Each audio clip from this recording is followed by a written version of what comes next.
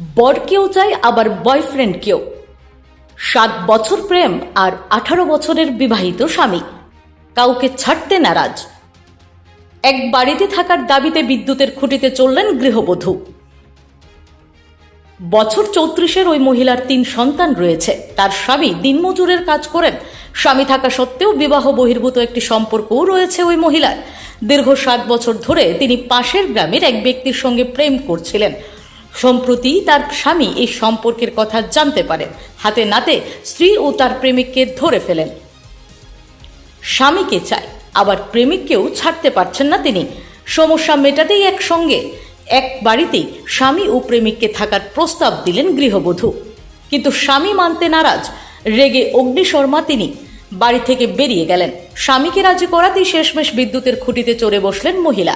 তার এই কীর্তির video viral social মিডিয়ায়। মজাদার এই ঘটনাটি ঘটেছে উত্তরপ্রদেশের গোরখপুরে।